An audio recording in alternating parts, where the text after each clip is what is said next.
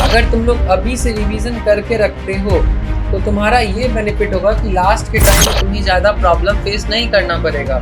उस टाइम में तुम्हारे टॉपिक्स रिवाइज रहेंगे ऑलरेडी, तो ज़्यादातर तुम्हें क्वेश्चन प्रैक्टिस लेक्चर अपलोड होते ही तुम्हें यहाँ Telegram note handwritten notes तुम्हें देखने को मिल जाएगा।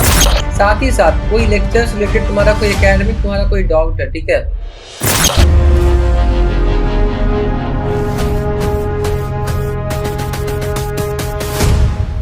Hello students, welcome back to Warriors Educab. So I hope तुम लोग की पढ़ाई बहुत ही सही से चल रही होगी एंड तुम सक्षम सीरीज को अच्छे से फॉलो कर रहे होगे, क्योंकि अब तुम अगर नोटिस कर रहे होगे तो सक्षम सीरीज में जो वीडियो लेक्चर्स है वो टाइमली अपडेट हो रहे हैं, टाइमली सारे कम्युनिटी पोस्ट जा रहे हैं। तो हमने तो अपने तरफ से एफर्ट बढ़ाया है, तो वी आर एक्सपेक्टिंग कि तुम लोग भी अपने तरफ से एफर्ट दे रहे होगे, अपना पढ़ाई अच्छे से कर रहे होगे। साथ ही साथ रिवीजन भी तुम लोग कर रहे होगे, क्योंकि रिवीजन एट दिस पॉइंट तुम लोग को पता है कितना ज्यादा इम्पोर्टेंट है। अगर तुम लोग अभी से रिवीजन करके रखते हो तो तुम्हारा ये बेनिफिट होगा कि लास्ट के टाइम में तुम्हें ज्यादा प्रॉब्लम फेस नहीं करना पड़ेगा। उस टाइम में तुम्हारे टॉपिक्स रिवाइज रहेंगे ऑलरेडी, तो ज्यादातर तुम्हें क्वेश्चन प्रैक्टिस के लिए टाइम मिल जाएगा। तो तुम क्वेश्चन प्रैक्टिस करके अपना जो कॉन्सेप्ट है उसको तुम बेहतर कर सकते हो, ठीक है। तभी रिवीजन प्लस फॉर्मूला रिवाइज तुम लोग साथ में करते रहना, ठीक है। इस चीज को तुम लोग सीरियसली लो कि फॉर्मूला रिवीजन और साथ में साथ जो प्रॉपर हमारा कॉन्सेप्ट है इसका रिवीजन हमारा चलते रहना ही चाहिए। तो देखो, अभी तक हमने एटम्स तो कर लिया, ठीक है सर। अब हम लोग बात करेंगे न्यूक्लियाई के बारे में। किसके बारे में बात करेंगे? न्यूक्लियाई के बारे में बात करेंगे। तो देखो, न्यूक्लियाई का लेक्चर हमारा छोटा जाने वाला है। क्यों क्यों सर? क्योंकि इसमें हम लोग रेडियो एक्टिविटी वाला पार्ट नहीं कवर कर रहे हैं। रेडियो एक्टिविटी वाला पार्ट हम लोग नहीं कवर कर रहे हैं। ये अगर रिक्वायर्ड होगा तो ये बाद में करवाया जाएगा, बट रेडियो एक्टिविटी अभी हम नहीं कर रहे हैं। अभी हम लोग न्यूक्लियस का बेसिक देखेंगे, डेट इज न्यूक्लियस का अगर हम लोग रेडियस फाइंड करना है, वॉल्यूम फाइंड करना, अगर हमें डेंसिटी फाइंड करना, then what are those formula. उसके बाद हम लोग बाइंडिंग एनर्जी की बात करेंगे। उसके बाद हम लोग एक्सरे प्रोडक्शन के बारे में बात करेंगे, जो कि not that very much important, but still हम लोग कवर कर लेते हैं ताकि हमें कोई प्रॉब्लम फेस ना करना पड़े। एंड उसके बाद हम लोग देखेंगे बाइंडिंग एनर्जी। बाइंडिंग एनर्जी के बाद हम लोग देखेंगे मास डिफेक्ट वाले क्वेश्चन। तो ठीक है, तो न्यूक्लियाई में हम लोग इतना चीज करने वाले हैं। आगे बढ़ने से पहले तुम लोग चैनल को टेलीग्राम चैनल को तुम लोग ज्वाइन करो, जिसका कि लिंक डिस्क्रिप्शन बॉक्स में गिवन है। डिस्क्रिप्शन बॉक्स जाओ, लिंक पे क्लिक करो एंड टेलीग्राम ग्रुप को ज्वाइन कर लो। वहां तुम्हें ये वाला हैंड रिटन नोट्स तुम्हें देखने को मिल जाएगा, ठीक है। लेक्चर अपलोड होते ही तुम्हें यहाँ Telegram note handwritten notes तुम्हें देखने को मिल जाएगा। साथ ही साथ कोई लेक्चर से रिलेटेड तुम्हारा कोई एकेडमिक तुम्हारा कोई डाउट है, ठीक है, कोई भी डाउट हो तुम्हारा, तो उसके लिए तुम क्या कर सकते हो, तुम उस पर मैसेज करोगे। जो मेंटर है, जो सब्जेक्ट के टीचर है, वो तुमसे पर्सनली कांटेक्ट कर लेंगे और तुम्हारे डाउट का आंसर करने का पूरी ट्राई करा ही जाएगा, ठीक है। तो टेलीग्राम चैनल को जल्दी से जाओ, जल्दी से ज्वाइन कर लो, ठीक है।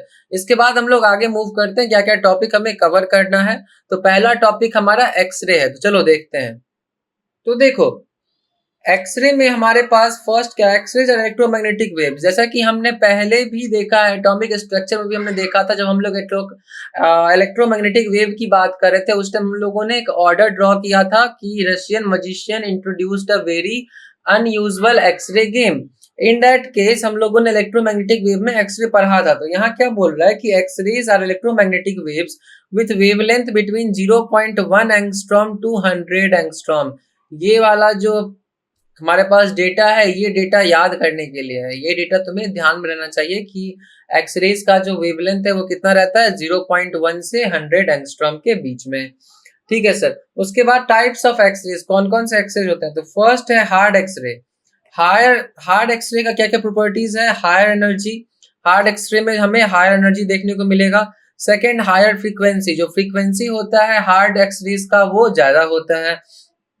एंड शॉर्टर वेवलेंथ, जिसका वेवलेंथ होगा एक्सरे का वो छोटा होगा, within the range of 0.1, जो हम लोगों ने यहाँ पर। तो देखो, हार्ड एक्सरे में क्या क्या प्रॉपर्टीज आई। फर्स्ट, सबसे पहला कि एनर्जी उसका बहुत ही ज्यादा होगा, ठीक है। सेकेंड, उसका जो फ्रीक्वेंसी है वो ज्यादा होगा, और जो उसका फ्रीक्वेंसी अगर ज्यादा है तो वी ऑलरेडी नो कि फ्रीक्वेंसी और वेवलेंथ के बीच में रिलेशन कैसा है, इनवर्सली प्रोपोर्शनल रिलेशन है। तो इसका मतलब अगर हायर फ्रीक्वेंसी है तो लोअर वेवलेंथ होगा, और वो किस ऑर्डर में होगा, वो 0.1 से लेके 100 एंगस्ट्रॉम के बीच में होगा। ठीक है, क्लियर। इसके बाद हम लोग सॉफ्ट एक्सरेज की बात करें तो लोअर एनर्जी, सॉफ्ट एक्सरेज में क्या होता है कि एनर्जी हमारा कम रहेगा। सेकेंड, लोअर फ्रीक्वेंसी, फ्रीक्वेंसी जो है वो भी कम रहेगा हमारा, and longer wavelength. It is obvious कि अगर शॉर्टर फ्रीक्वेंसी है तो लॉन्गर वेवलेंथ होगा। तो लॉन्गर वेवलेंथ क्या रेंज में होगा सर, 10 एंगस्ट्रॉम से 100 एंगस्ट्रॉम के बीच में। ये वाला कितना था, 0.1 से 10 एंगस्ट्रॉम के बीच में। ये वाला कितना आ जाएगा, 10 एंगस्ट्रॉम से 100 एंगस्ट्रॉम के बीच में। ठीक है सर। उसके बाद हम लोग बात करते हैं कि प्रोडक्शन कैसे होता है एक्सरेज का। तो एक्सरे का प्रोडक्शन करने के लिए हम लोग 5000 से 10,000 वोल्ट्स का हम लोग इलेक्ट्रिसिटी का यूज करते हैं इन अ डिस्चार्ज ट्यूब टाइप, जिसमें कि ट्रांसमिशन होता है स्पेक्ट्रम का। फिर उससे हमें एक्सरेज हम दिखता है हमें, ठीक है। एक्सरेज दिखता नहीं है इन द सेंस कि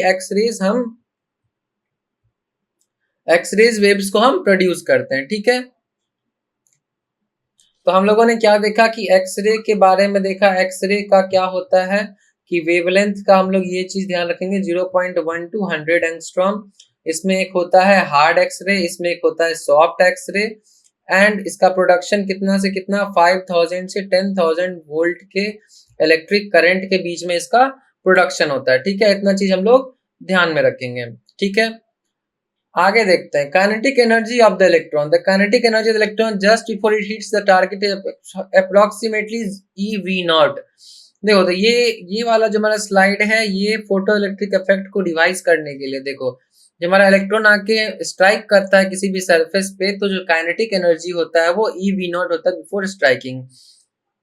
एनर्जी का रिजर्वेशन में वही है, काइनेटिक एनर्जी, पोटेंशियल एनर्जी, ये करके हम लोग को काइनेटिक एनर्जी फाइनल कितना मिलता है, ई वी नॉट मिलता है। Maximum photon energy E V naught ही होगा, क्योंकि kinetic energy equals to maximum photon energy. और इक्वेशन तुम्हारा ये क्लियर ही है कि ई वी नॉट इक्वल्स हमारा क्या होगा, एच सी अपॉन लेमडा। हाँ, H C upon lambda minimum, E V not.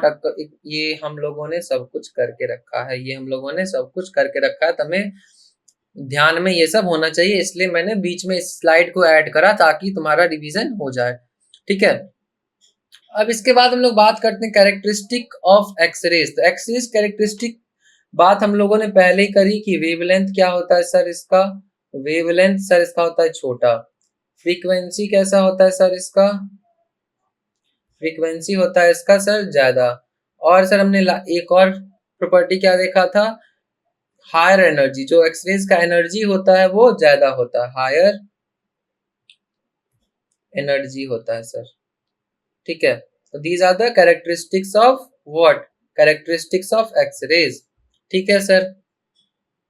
उसके बाद energy in characteristic of x-rays, वही एनर्जी हमारा ज्यादा होगा इस। ठीक, उसका स्नेल्स लॉ की बात करें तो स्नेल्स लॉ की बात हम लोग रे ऑप्टिक्स में करेंगे। ये थोड़ा सा पीपीटी वाले भैया ने थोड़ा सा करामात दिखाया है, बहुत कुछ को इसमें जो काम का नहीं है वो भी है। ठीक है, बट कोई नहीं, हम लोग स्नेल्स लॉ कहाँ देखेंगे, रे ऑप्टिक्स में देखेंगे, जहां हम लोग अच्छे से समझेंगे कि स्नेल्स लॉ है क्या, रिफ्लेक्शन में ये काम आएगा हमें। ठीक है, इसके बाद हम लोग मूव करते हैं, हमारा जो रियल पार्ट है, जो हमारा रियल कंटेंट है, दैट इज न्यूक्लियस। न्यूक्लियस के बारे में जानना है हमें। तो देखो, न्यूक्लियस से पहले हम लोग जानते हैं किसी भी एलिमेंट के बारे में। तो एक्स यहाँ पे देखो क्या शो कर रहा है, एक्स यहाँ पे शो कर रहा है किसी भी एलिमेंट को, किसको शो कर रहा है, किसी भी एलिमेंट को। उसमें से ए क्या डिनोट करता है, ए हमारा डिनोट करता है एटॉमिक मास, एंड जेड हमारा शो करता है एटॉमिक नंबर। इतना हमारा क्लियर है ऑलरेडी कि जेड हमारा एटॉमिक नंबर है और ए हमारा एटॉमिक मास है। तो जब हम ए माइनस जेड करते हैं तो हमें क्या मिलता है, टोटल नंबर ऑफ न्यूट्रॉन मिलता है हमें। तो देखो, न्यूट्रॉन क्या होता है, अगर तुम्हें याद हो तो न्यूट्रॉन होता है हमारा प्रोटॉन प्लस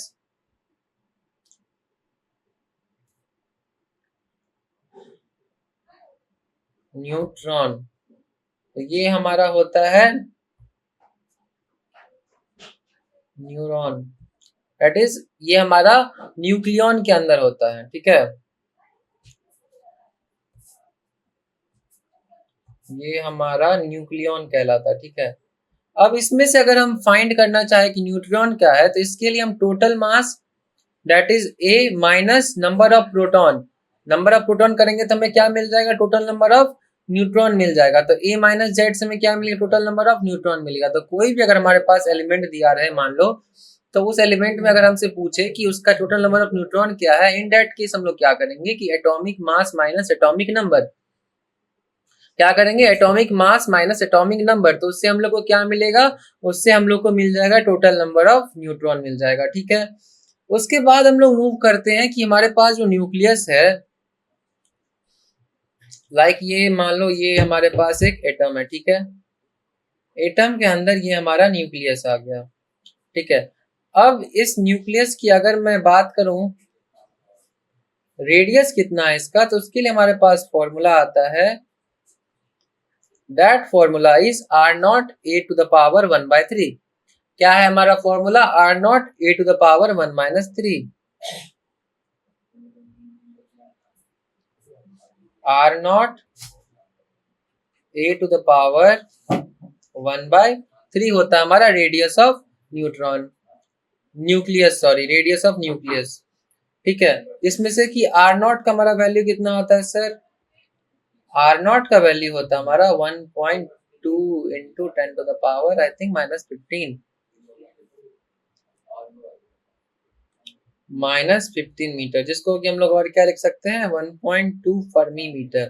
क्या लिख सकते हैं 1.2 फर्मी मीटर। तो हमारा रेडियस का क्या फॉर्मूला हो गया, R equals R naught A to the power 1/3, R equals R naught A to the power 1/3।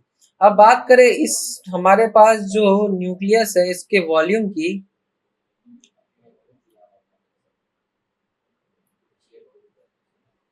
तो वॉल्यूम की अगर हम लोग बात करें तो वॉल्यूम के लिए हमारे पास आता है 4/3 pi r cube, 4/3 pi r cube, और ये आर वही है जो हमारा रेडियस है यहाँ पे। तो हमारे पास रेडियस का फॉर्मूला ऑलरेडी गिवन है, तो अगर इसको हम लोग सिंप्लीफाई भी करें तो हम लोग के पास क्या आएगा 4/3 pi r cube, that is are not cube a का power 1/3 into 3 that is a. तो हमारे पास वॉल्यूम का क्या फॉर्मूला आ गया, वॉल्यूम का फॉर्मूला हमारे पास आ गया 4/3 pi are not cube into ए। ठीक है, तो हमारे पास क्या क्या आ गया, हमारे पास रेडियस आ गया न्यूक्लियस का, हमारे पास वॉल्यूम आ गया न्यूक्लियस का। अब हम लोग किसके बारे में बात करेंगे, हम लोग बात करते हैं डेंसिटी के बारे में, कि न्यूक्लियस का डेंसिटी क्या होगा। ठीक है, डेंसिटी, तो देखो डेंसिटी क्या होता है, डेंसिटी होता है mass upon volume. Density equals क्या होता है, मास अपॉन वॉल्यूम। और जो हमारा न्यूक्लियस होता है किसी भी एटम का, उसका डेंसिटी है वो काइंड ऑफ सेम ही रहता है। वो किस ऑर्डर में रहता है, वो ऑर्डर में रहता है हमारे 2.3 10 to the power 17, 2.3 10 to the power -17 KG per metre cube, KG per metre cube. तो इस वाले वैल्यू को हम लोग ध्यान में रखेंगे। डेंसिटी क्या हो जाएगा हमारा 2.3 10 to the power -17 KG per metre cube. ठीक है, तो हमने क्या क्या देखा, हमने न्यूक्लियस का रेडियस देखा, हमने न्यूक्लियस का वॉल्यूम देखा, और हमने न्यूक्लियस का डेंसिटी देखा, जिसमें से डेंसिटी का ये ऑर्डर फिक्स है, काइंड ऑफ कांस्टेंट ही होता है। तो इसको हम लोग ध्यान में रखेंगे। वॉल्यूम हमारा हो गया 4/3 pi are not cube into ए, जहां पे ए क्या है, ए है ये, ए क्या है हमारा ये वाला पार्ट। ठीक है, और आर नॉट का वैल्यू कितना हमारा 1/2 फर्मी मीटर, 1.2 फर्मी मीटर। ठीक है, इतना पार्ट हमारा क्लियर है। ठीक है, अब बात करते हैं हम लोग न्यूक्लियर फोर्स की, कि न्यूक्लियर फोर्स होता क्या है। तो देखो न्यूक्लियर फोर्स क्या होता है ना, कि ये काफी स्मॉल वीक, ये जो होता है एक काइंड ऑफ वीक फोर्स होता है, एक काइंड ऑफ क्या होता है, वीक फोर्स होता है हमारा। ठीक है, और देखो और इसके बाद वीक फोर्स तो है हमारा सेकंड, ये क्या है, सेकंड है शॉर्ट रेंज फोर्स। कैसा फोर्स है ये, शॉर्ट रेंज फोर्स, जो कि एक सर्टेन रेंज में ही लग सकता है। ठीक है, तो न्यूक्लियस में क्या होता है ना, कि न्यूक्लियस के अंदर जो फोर्सेस का जो रेंज हमें उतना नेसेसरी तो है भी नहीं, डेट इज अगर हमारा जो फोर्स है वो अट्रैक्टिव कब होगा, तो जो हमारा न्यूक्लियर फोर्स है वो अट्रैक्टिव ही रहता है जनरली। तो ये कैसा फोर्स है, अट्रैक्टिव ज्यादा रहता है एज कंपेयर टू रिपल्सिव। ठीक है, अब तुम पूछोगे कि सर अट्रैक्टिव फोर्स ज्यादा है, रिपल्सिव फोर्स है, तो रिपल्सिव फोर्स कब होगा? तो ये रिपल्सिव फोर्स तब होता है, रिपल्सिव फोर्स ये तब होगा जब जो हमारा रेंज है, रेंज कितना हो जाए, 0.7 फर्मी मीटर, उससे कम हो जाए। रेंज किस क्या हो जाए, 0.7 फर्मी मीटर से कम हो जाए। इन दैट केस क्या होता है, ये न्यूक्लियर फोर्स कैसे एक्ट करने लगता है, रिपल्सिव फोर्स की तरह। और ये अट्रैक्टिव फोर्स कितने रेंज तक रहता है, ये अट्रैक्टिव फोर्स की तरह ये काम करता है। तुम्हारा रेंज कितना होगा इसका,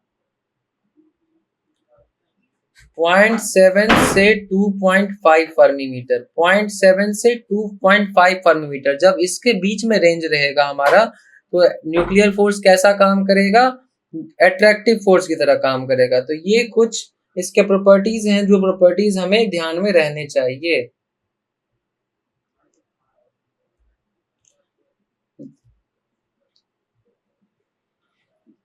6 प्रॉपर्टीज हैं, 6 प्रॉपर्टीज तुम ध्यान में रखो कि न्यूक्लियर फोर्स कैसा। बोले तो वीक, शॉर्ट रेंज, ज्यादातर ये अट्रैक्टिव होता है, रिपल्सिव कम होता है। रिपल्सिव कब होता है, जब इसका range less than 0.7 fermi metre हो जाए। अट्रैक्टिव कब होगा, 0.7 से 2.5 के बीच के रेशियो में। तो ठीक है, न्यूक्लियर फोर्स में इतना हम लोगों ने देख लिया। ठीक है, अब बात करते हैं एटॉमिक मास यूनिट की। तो एटॉमिक मास यूनिट क्या होता है, ये तुमने आई थिंक, मुझे लगता है तुमने केमिस्ट्री में करा होगा एटॉमिक मास यूनिट, जिसमें कि आई थिंक मोल कॉन्सेप्ट हमारा हो चुका है सक्षम सीरीज में। तो सक्षम सीरीज में तुमने देखा होगा कि एटॉमिक मास यूनिट क्या होता है। तो एटॉमिक मास यूनिट को अगर हम लोग डिफाइन करें अच्छे से, तो it is equal to 1/12 the mass of carbon 12 atom. क्या बोला मैंने, 1/12 the mass of one carbon 12 atom. अब तुम बोलोगे कि मास ऑफ कार्बन 12 एटम कितना होता है सर? तो मास ऑफ कार्बन 12 एटम अगर हम लोग फाइंड करें, तो मास, किसी भी एटम का मास क्या होता है, किसी भी एटम का मास होता है प्रोटॉन का मास प्लस इलेक्ट्रॉन का मास। दो ही का तो मास होता है ना, प्रोटॉन प्लस इलेक्ट्रॉन। तो अब तुम कार्बन 12 की जब तुम बात करोगे, इसका मतलब इसके पास प्रोटॉन कितना है, 6, इलेक्ट्रॉन कितना है, 6, तो इसका कितना मास हो जाएगा, 12। कितना मास हो जाएगा इसका, 12 मास हो जाएगा इसका। तो 1 AMU इक्वल्स कितना हो जाएगा, 1/12 the mass of one carbon 12 atom. जिसको कि अगर हम एनर्जी में अगर हम मास को कन्वर्ट करें, तो 1 AMU इक्वल्स टू हम कितना यूज करेंगे, 1 AMU इक्वल्स हम लोग यूज करेंगे 931.5 मेगा इलेक्ट्रॉन वोल्ट। क्या करेंगे हम, 931.5 मेगा इलेक्ट्रॉन वोल्ट। तो 1 AMU की तरह, जब 1 AMU, जब हमारे पास इलेक्ट्रॉन का जब एनर्जी ये सब कुछ फाइंड करना होगा, इन दैट केस 1 AMU का कौन सा वैल्यू यूज करेंगे हम लोग, 931.5 इलेक्ट्रॉन वोल्ट का हम लोग यूज करेंगे। ठीक है, अब देखो delta E equals delta M C square. ये क्या है, ये है कोई भी रेस्ट मास अगर जो है वो अगर मूव करने लगे, तो उसका जो करस्पॉन्डिंग एनर्जी क्या होगा, ये आइंस्टाइन सर ने हमें दिया है। ये रिलेशन हमें किसने दिया है, आइंस्टाइन सर ने हमें दिया है कि E equals M C square, जहां पे ये इसे एम को क्या बोलते हैं, मास डिफेक्ट, जो कि हम लोग आगे देखेंगे। सी हमारा हो गया वेलोसिटी, सी हमारा क्या हो गया, वेलोसिटी हो गया हमारा। ठीक है, तो यहाँ पे जो आइंस्टाइन सर ने रिलेशन दिया था, that is energy equals delta M C square. That is जो एनर्जी जो करस्पॉन्डिंग निकलेगा due to the movement of a body जिसका कि मास एम है, तो उसके करस्पॉन्डिंग जो एनर्जी निकलेगा, that is E equals delta M C square. ठीक है, अब देखो हम लोग एग्जाम्पल की बात करें, जैसे हमने 1 AMU है, तो अगर हम लोग 5 AMU कैलकुलेट करने जाए, तो उसको हम लोग क्या कर सकते हैं, 5 इंटू 931.5 मेगा इलेक्ट्रॉन वोल्ट। ये हमारा कितना आएगा, 525, 7, 5, 46। तो कितना आ गया हमारा, 4657.5 मेगा इलेक्ट्रॉन वोल्ट। तो ऐसे ही जब हमारे पास AMU का यूज होगा, इन दैट केस हम लोग क्या करेंगे, 1 AMU इक्वल्स कितना यूज करेंगे, 931.5 मेगा इलेक्ट्रॉन वोल्ट का यूज करेंगे हम लोग। ठीक है, यहां तक हम लोग का क्लियर है। ठीक, इसके बाद है हमारे पास बाइंडिंग एनर्जी की। What is binding energy? तो देखो, कोई भी हमारे पास न्यूक्लियस है, ठीक। अब तुम बताओ कि बाइंडिंग एनर्जी पढ़ के सबसे पहले दिमाग में क्या स्ट्राइक करता है? बाइंडिंग बोले तो बाइंडिंग वर्ड यूज होता है किसी चीज को बांध के रखने के लिए, किसी चीज को बांध के रखने के लिए। तो अब हमारे पास कोई अगर न्यूक्लियस है, ठीक है, अगर हमारे पास न्यूक्लियस ही है, तो न्यूक्लियस में प्रोटॉन है और क्या है, न्यूट्रॉन है, ठीक है।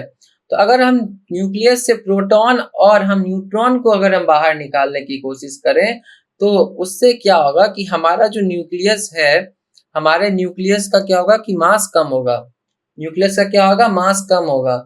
तो the process in which we exclude photons and neutrons from the nucleus, उस केस में जो एक एनर्जी रिलीज होता है, उस एनर्जी को क्या बोलते हैं हम लोग? बाइंडिंग एनर्जी बोलते हैं। उसको क्या बोलते हैं हम लोग? बाइंडिंग एनर्जी बोलते हैं, ठीक है। ये हमारे पास हो गया न्यूक्लियस।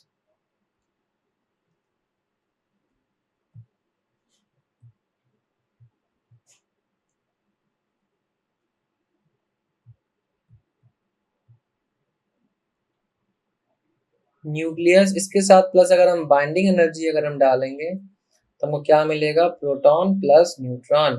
क्या मिलेगा हम लोग को? Proton plus neutron. तो अगर हम बाइंडिंग अगर हम न्यूक्लियस में से माइनस करें P plus N, that is nucleus है, एन इसमें से माइनस करें P प्लस एन, तो मेरे को क्या मिलेगा? मेरे को मिलेगा binding energy.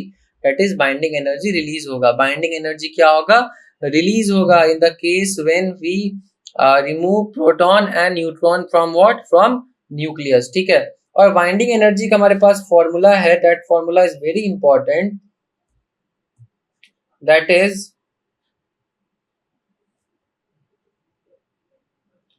Is Z M P, जहां पे जेड क्या है? एटॉमिक नंबर है हमारा। एम पी क्या है? Mass of proton, plus A minus Z. Mass of proton क्यों लिया हमने? क्योंकि जितना हमारा एटॉमिक नंबर होता है उतना ही हमारा प्रोटॉन होता है, ठीक है। तो प्रोटॉन इंटू एक प्रोटॉन का मास करेंगे तो प्रोटॉन का हम लोग मास मिल जाएगा, ठीक है। ए माइनस जेड एम एन, ए माइनस जेड कैलकुलेट करने से हम लोग को क्या मिलेगा? Number of neutron. तो नंबर ऑफ न्यूट्रॉन को अगर हम लोग न्यूट्रॉन के मास से मल्टीप्लाई करते तो हम लोग को टोटल मास ऑफ न्यूट्रॉन मिल जाएगा।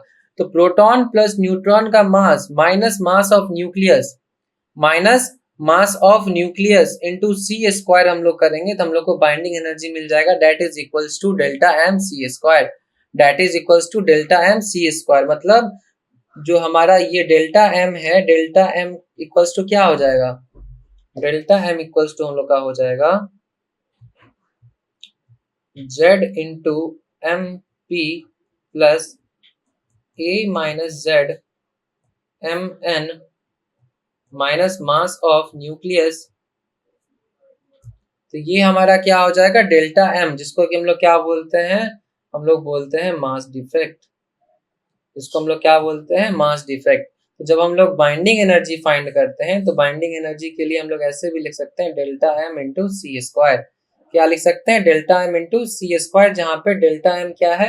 डेल्टा एम हमारा ये हो जाएगा Z M P plus A minus Z mass of one neutron minus mass of nucleus, ठीक है। तो इतना तक तुम्हें समझ आया कि बाइंडिंग एनर्जी क्या है। तो बाइंडिंग एनर्जी सर तब वो ऐसा एनर्जी जो रिलीज होगा when we remove protons and nucleons from the nucleus, तो उसको हम क्या बोलेंगे? बाइंडिंग एनर्जी बोलेंगे सर, ठीक है सर। उसके बाद बाइंडिंग एनर्जी के फॉर्मूले की बात करें हम लोग, तो फॉर्मूला होता है हमारा Z M P plus A minus Z mass of one nucleus into C square, that is equal to delta M C square, जहाँ की डेल्टा एम को हम लोग क्या बोलते हैं? मास डिफेक्ट बोलते हैं हम लोग, ठीक है। और ये वाला फॉर्मूला हम लोग ध्यान में रखेंगे। आई होप तुम लोग ध्यान में रखो, ध्यान से निकालना नहीं। तो न्यूक्लियस में हमने अभी तक इतनी बातें देख ली हैं, ठीक है। उसके बाद हमारे पास एक क्वेश्चन है, find the binding energy of an alpha particle given. अब देखो, अल्फा पार्टिकल मतलब क्या है? हीलियम। अल्फा पार्टिकल मतलब क्या है? Helium plus two. तब हाइड्रोजन हीलियम, तो हीलियम का हमारा एटॉमिक मास, एटॉमिक नंबर कितना होता है? जेड इक्वल्स टू टू होता है। कितना होता है? जेड इक्वल्स टू टू होता है, ठीक है। तो हम लोग को बाइंडिंग एनर्जी फाइंड करना है अल्फा पार्टिकल का, ठीक है। तो बाइंडिंग एनर्जी, तो क्या है फॉर्मूला हमारे पास? हमारे पास फॉर्मूला है sir Z into M P plus A minus Z into M N minus M into C square. तो अब देखो तुम, अगर हम लोग मास नंबर ऑफ प्रोटॉन की बात करें तो हीलियम 2, तो that is 2 into mass of one proton is 1.6 10 to the power minus 27 kg, ठीक है, प्लस A माइनस जेड। ए मतलब क्या हो गया, एटॉमिक मास हो गया, तो हीलियम का एटॉमिक मास इज 4, उसमें से अगर हम जेड प्रोटॉन माइनस करें तो 2 आ जाएगा, तो 2 इंटू मास ऑफ न्यूक्लियस। तो न्यूक्लियस का मास क्या हो जाएगा, न्यूक्लियस बोले तो सॉरी न्यूट्रॉन का मास 1.00866 U। अच्छा, हमें एटॉमिक मास यूनिट में ही लेना है, ठीक है ठीक है ठीक है, सॉरी। हाँ, यहाँ एक चीज तुम लोग नोटिस करो कि देखो, जब भी तुम्हारे पास क्वेश्चन दिया रहे, अगर उसके साथ गिवन डेटा है, अगर उसके साथ गिवन डेटा है, इन दैट केस तुम अपना दिमाग मत यूज करो वहां पे, तुम्हें अपना दिमाग वहां नहीं लगाना है, वहां जो गिवन डेटा है उस गिवन डेटा का यूज करो, क्योंकि अगर तुम गिवन डेटा का यूज नहीं कर रहे हो तो ज्यादा चांसेस बनते हैं कि तुम्हारा जो आंसर होगा वो रॉन्ग हो जाएगा, ठीक है। तो उसके लिए हम लोग क्या करेंगे, उसके लिए हम लोग जो गिवन डेटा है उसको हम लोग फॉलो करेंगे। तो चलो हम लोग फॉर्मूला में पुट करें, तो जेड हमारा कितना था, जेड हमारा 2 था, ठीक है। मास ऑफ प्रोटॉन की बात करें तो 1.00725, 1.00725, ठीक है, plus A minus Z, A minus Z is 2 into mass of neutron, तो मास ऑफ न्यूट्रॉन कितना है 1.00866, ठीक है, माइनस मास ऑफ न्यूक्लियस। तो मास ऑफ हमारे पास हीलियम एटम दे दिया है इतना,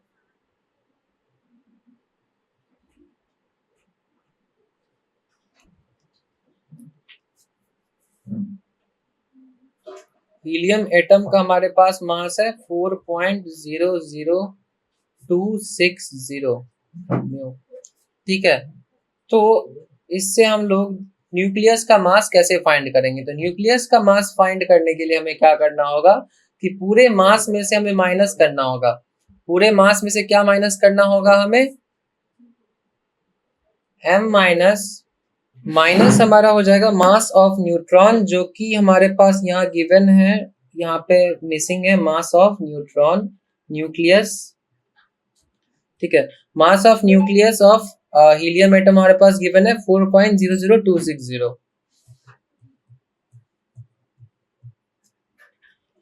तो ये हमारे पास डेटा आ गया डेल्टा एम का, हमारे पास क्या डेटा आ गया, डेल्टा एम का आ गया। इसको अगर हम लोग सॉल्व करें तो हमारे पास क्या आएगा, 2054002 प्लस 237002, और ये हमारे पास है 4.00260, जिसको अगर हम लोग सॉल्व करें आगे तो इट विल बी 2538741110.4, इसमें से माइनस करेंगे हम 4.00260 को 28629000, 2.00450 2.073, अगर इसको हम लोग ऐड करते हैं, कोई गलती नहीं है तो 4.00182 आएगा हमारा, ठीक है। यहाँ पे हमारा 1 मिसिंग है, यहाँ पे मेरा 1 मिसिंग है, ठीक है। तो यहाँ पे छोटा सा हमें करेक्शन करना है, दैट इज 2847, हमारे पास 7411 1 आ जाएगा, इट इज 3, तो 4.03182, जिसको अगर हम लोग यहाँ पे सॉल्व करें तो हमारे पास आएगा 2862 1129 आ जाएगा हमारे पास, 2 आ जाएगा, 0.0 आ जाएगा। ठीक है, तो ये जो हमारे पास जो आंसर आया ये किस में है, ये एएमयू में है। ठीक है, ये किस में है, एएमयू में है। तो अगर हम लोग बाइंडिंग एनर्जी फाइंड करें तो बाइंडिंग एनर्जी के लिए हम लोग एएमयू इंटू क्या करेंगे, 931.5 इलेक्ट्रॉन वोल्ट से हम लोग मल्टीप्लाई कर देंगे तो हम लोग को आंसर मिल जाएगा। ठीक है, तो एएमयू हमारा कितना है, 0.02922 इंटू कितना करना है, 931.5 ईवी। इसको सॉल्व करके हमारे पास जो आंसर आएगा वो हमारा फाइनल आंसर बनेगा बाइंडिंग एनर्जी का। तो देखो यहाँ पे जो फिगर्स होते हैं, फिगर्स बहुत ही ज्यादा कॉम्प्लिकेटेड होते हैं कि 1.00725 ये काफी बड़े नंबर्स है, तो इससे अगर हम लोग डर जाएंगे तो हम लोग क्वेश्चन नहीं कर पाएंगे। तो लेकिन अगर हम लोग आगे सॉल्व करने की कोशिश करें तो बहुत ही इजी हो जाता है, क्योंकि सिर्फ कैलकुलेशन पार्ट है। अगर हमारा कैलकुलेशन पार्ट क्लियर है तो हमारा ये वाला आंसर क्लियर है। ठीक है, तो यहाँ पे बाइंडिंग एनर्जी तुम लोग कैलकुलेट करोगे और आंसर मैच करोगे। ठीक है, इसका तुम्हारे पास और एक क्वेश्चन है जो कि तुम्हारा HW में जाता है, ये तुम लोग खुद से दिमाग लगा के तुम लोग ट्राई करोगे बनाने का। ठीक है, ये भी तुम्हारा डू इट बाय योरसेल्फ। अब नेक्स्ट टॉपिक है हमारे पास, दैट इज न्यूक्लियर फिजन। क्या हमारे पास, न्यूक्लियर फिजन की। तो देखो there are two words, fusion and fission.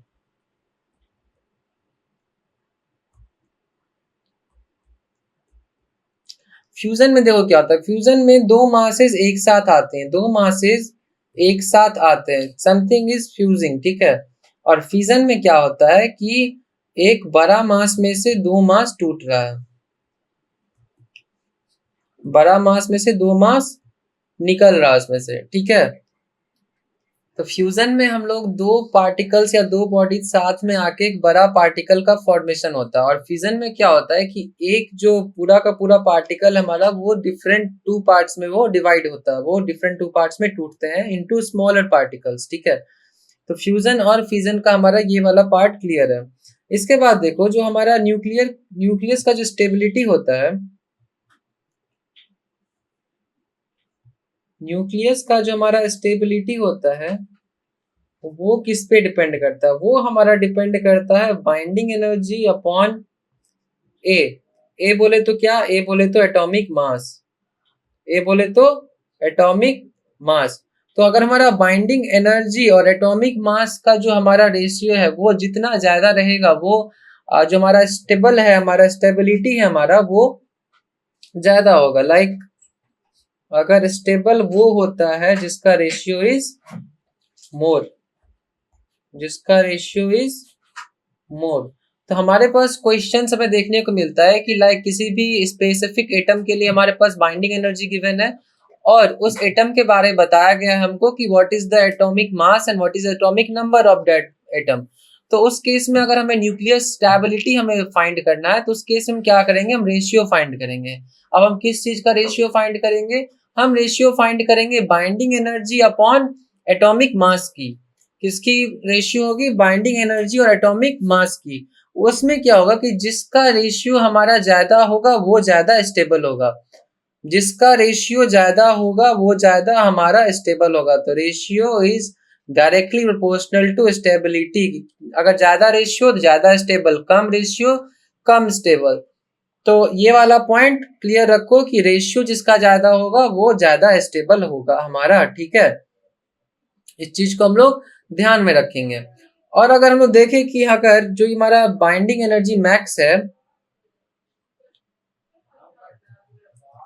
Binding energy upon इसका जो हमारा रेशियो जो मैक्सिमम है वो हमारा आयरन के लिए है। किसके लिए, हमारा आयरन के लिए है, और जिसका है बाइंडिंग इसका रेशियो 8.75, 8.75 जिसमें आयरन का हमारा बाइंडिंग एनर्जी होता है। ठीक है, तो जो हमारा जो रेशियो है वो सबसे ज्यादा बी अपॉन ए मैक्स किसका होगा, आयरन का होगा। आयरन बोले तो Fe का होगा। ठीक है, तो अभी तक जितना हम लोगों ने पढ़ा उसको अगर हम लोग कंक्लूड करें और हम लोग उसको कंक्लूजन निकाले तो हम लोगों ने न्यूक्लियस के बारे में पढ़ा कि न्यूक्लियस का क्या रेडियस होता है, सेकंड न्यूक्लियस का क्या वॉल्यूम होता है, थर्ड न्यूक्लियस का क्या डेंसिटी होता है। अब डेंसिटी की बात करें तो डेंसिटी में हमने देखा कि न्यूक्लियस का एक कांस्टेंट डेंसिटी हम लोग लेके चलते हैं, क्योंकि किसी भी स्पेसिफिक एटम में जो उसका जो डेंसिटी है वो डेंसिटी नहीं चेंज करता, तो उसको हम लोग 2.3 ten to the power -17 kg per metre cube हम लोगों ने करा है, आई थिंक।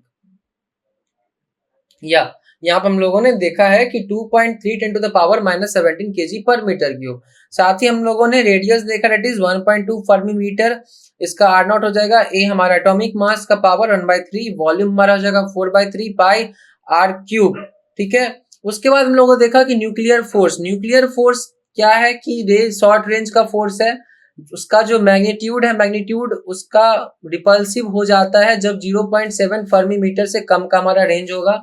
अट्रैक्टिव किस रेंज में होता है भैया, 0.7 से 2.5 फर्मी मीटर के बीच में।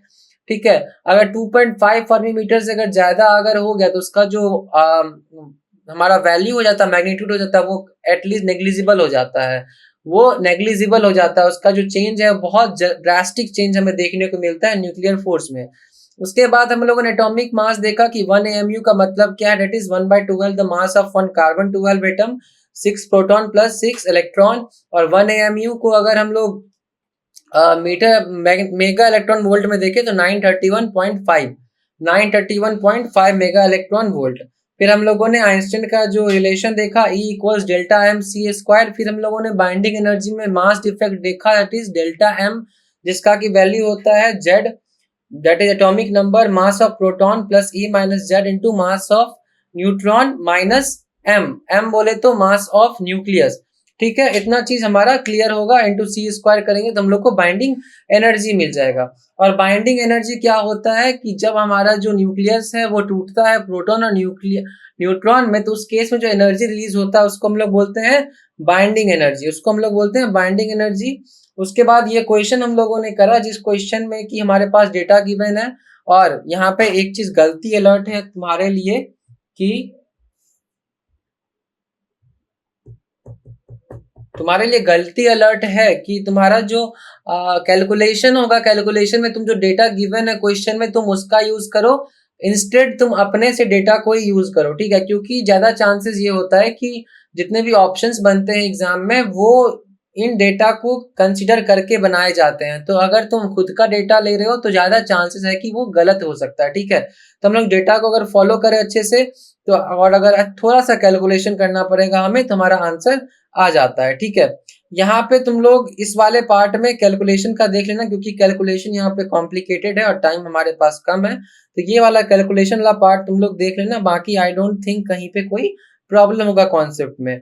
ठीक है, ये तुम क्वेश्चन खुद से करके आओगे। बात हुआ न्यूक्लियर फ्यूजन की, तो फ्यूजन क्या होता है, दो चीज जब साथ में आते हैं तो फ्यूजन होता है। फ्यूजन होता है जब एक चीज टूटता है दो चीजों में, तो वो फ्यूजन कहलाता है। तो न्यूक्लियर फ्यूजन में क्या होता है कि जो एक हैवियर न्यूक्लियस होता है हमारा, जो एक हैवियर न्यूक्लियस होता है वो क्या करता है, वो टू डिफरेंट न्यूक्लियाई में वो डिवाइड होता है, टू डिफरेंट न्यूक्लियाई में वो डिवाइड होता है। सॉरी, पता नहीं क्या हो गया इसको।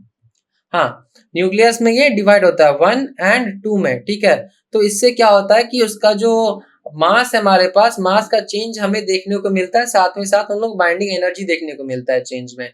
अब बात करें न्यूक्लियस स्टेबिलिटी की, तो न्यूक्लियस स्टेबिलिटी के लिए एक रेशियो फाइंड किया जाता है binding energy upon atomic mass का, जिसमें कि जो रेशियो अगर हायर है तो स्टेबिलिटी हायर होगा। और बाइंडिंग एनर्जी मैक्सिमम किसका होता है, आयरन का होता है, that is 8.75 mega electron volt. ठीक है, तो आज के लेक्चर में हम लोगों ने इतना देखा। ठीक है, और इसका जो हैंड रिटन नोट्स है वो तुम्हें कहाँ मिलेगा, वो तुम्हें टेलीग्राम में मिलेगा, जिसका कि लिंक डिस्क्रिप्शन बॉक्स में गिवन है। तो तुम डिस्क्रिप्शन बॉक्स जाओ, डिस्क्रिप्शन बॉक्स में जाके लिंक देखो, लिंक पे टैप करो और टेलीग्राम चैनल ज्वाइन कर लो, वहां तुम्हें ये सारे का सारा नोट्स तुम्हें देखने को मिल जाएगा। ठीक है, तो आई होप आज का लेक्चर हमारा प्रोडक्टिव हुआ होगा और तुम लोग इससे बहुत कुछ समझे होगे। ठीक है, तो इतना तक देखने के लिए थैंक यू सो मच। तुम लोग अपने एंड से तो मेहनत कर ही रहे हो, साथ में हम भी अपने एंड से कर रहे हैं। बस थोड़ा सा और कहीं कमी है तो वो बात है रिवीजन का, जो कि हम लोग नहीं करवा पा रहे हैं, तो तुम लोग खुद से रिवीजन करो, सुबह ट्राई करो कि सुबह उठ के रिवाइज कर पाए, तो उससे क्या होगा कि तुम्हारा जो लर्निंग का जो पावर होता है, लर्निंग पावर बढ़ता है, तो तुम ज्यादा चीजों को ग्रैब कर पाओगे कम टाइम में। ठीक है, तो रिवीजन करते रहो और लेक्चर तुम लोग देख ही रहे हो, उसके लिए बहुत बहुत थैंक यू। और मैं और क्या ही बोलूं, पढ़ाई करो, पढ़ाई मत छोड़ो, पढ़ाई करते रहो, बीच में कभी भी गिव अप नहीं करना है, हाईली मोटिवेटेड होके और दिन को प्रोडक्टिव हम लोग को निकालना है। ठीक है, ठीक, बाय, पढ़ाई करो।